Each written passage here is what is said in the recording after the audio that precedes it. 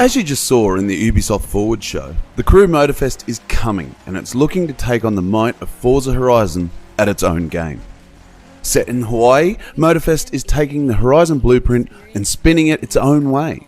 But will that be enough to succeed without being just seen as another clone? Well, thanks to Ubisoft Australia, I've gone hands-on, and honestly, things look like they are heading in the right direction.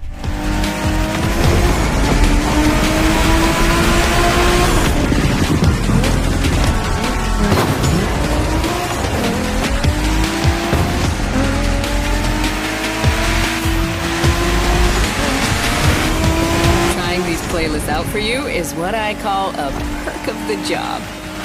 Right in the center of all the action, racing these Japanese drift masters. The Crew series, up until now, has been a solid but not spectacular franchise. The last game, which I reviewed when it came out a few years ago, was a competent racer, but I found it lacked any personality or unique feel. But from my game time with Motorfest, I feel like a lack of personality is no longer an issue. The game is leaning into the Hawaiian vibe with a big open map to explore and a host of stunning roads, beaches and rainforests to tear around in. Total freedom becomes your creed.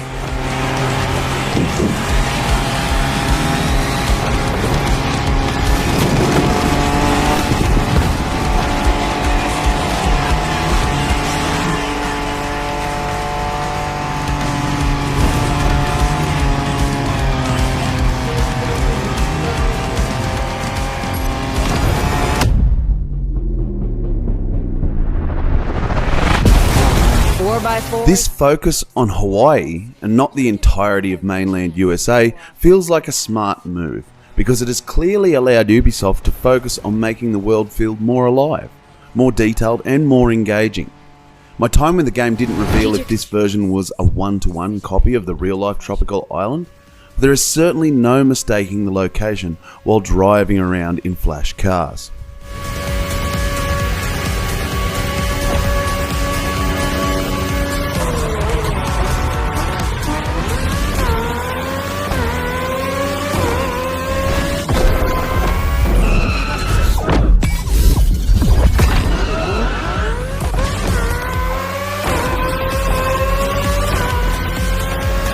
No better feeling than triumphing with your team in what some consider... Speaking of driving, it wouldn't be much of a driving game without good mechanics, and the on-road action seems to be pretty on point here. My time with the press demo allowed me to take a range of vehicles from a spin, all of which felt unique. Off-roaders, classic cruisers, Japanese street cars, Formula 3 race cars, and a range of Lamborghinis were all on show. Each felt true to their style in regards to handling, and there were a host of gameplay changes depending on which car you were driving. It's not just about... For example, the classic 1960s Chevy didn't have any driving assists, including a GPS, and when driving the F3 cars, I had to take tyre wear and fuel consumption into account.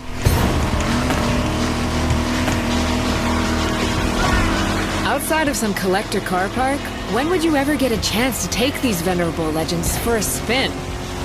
That's the power of Vintage Garage.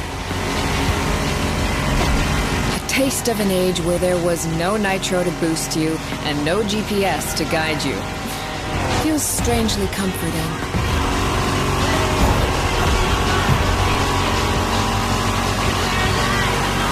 Continuing down this path, the game features playlists based around different car types. These playlists are a series of challenges and races tailored to the car type that the playlist is built upon. In my time, I tackled the classic car playlist. The first event just had me cruising around the island, navigating from point to point using nothing but a photo as a reference. It was a unique event that I can't remember ever doing in a racing game before, and perfectly suited the car I was driving. The final event in that playlist was a straight-up hair-raising race in an overpowered 1980s Ferrari, which I managed to win by the skin of my teeth.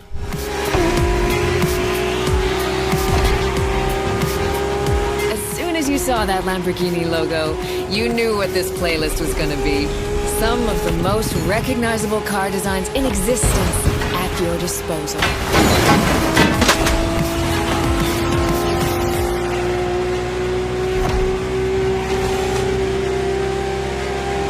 The driving itself feels, in a lot of ways, much like Forza Horizon. It isn't a total arcade experience, nor is it a simulation game. It sits comfortably in between, which for me is a real sweet spot for these sort of games.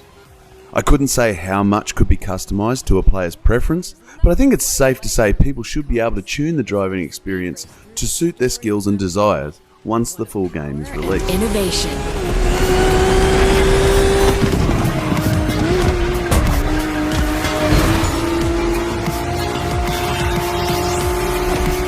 Riding the full roster of these legends was a rare privilege. A privilege Motorfest graciously gave me. And now, it's your turn.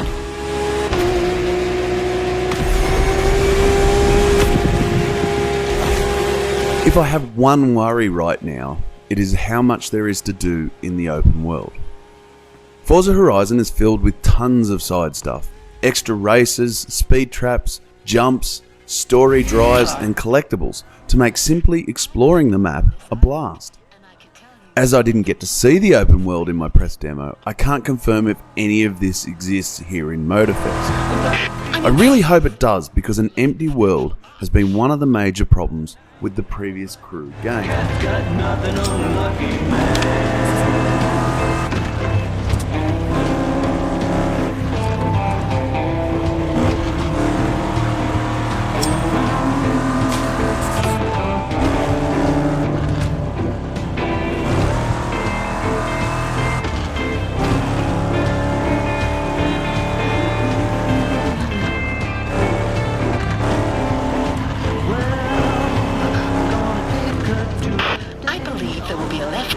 Dirt road real soon.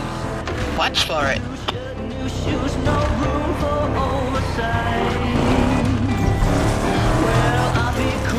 When the Crew Motorfest was announced, I simply expected more of the same. A solid, if bland, racer that will likely have a dedicated player base, but won't set the world on fire. After my time with the demo, however, I feel like there is real potential here to provide some stiff competition to the current king of the genre. The racing is tight, there is a ton of personality, and it looks great. If they can nail the open world and keep any nasty things like loot boxes or microtransactions out of the game, this could be a real winner when it releases. As an added bonus, Motorfest will also allow players of the Crew 2 to bring their entire car collection with them to the new game, which is a real positive for players that are already fans of the franchise. This sort of initiative is something I have to applaud, and wish more games. Every one of these cars is a legend. You should know, you drove some of them.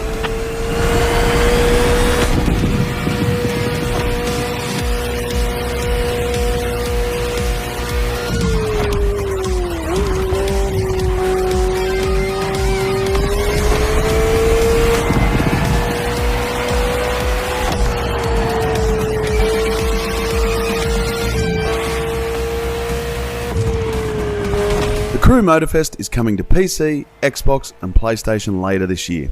Once again, thanks to Ubisoft Australia for the chance to get hands-on with the game, and make sure you head over to player2.net.au for more info on the Crew Motorfest, as well as all of our news, reviews, previews, opinion pieces and podcasts.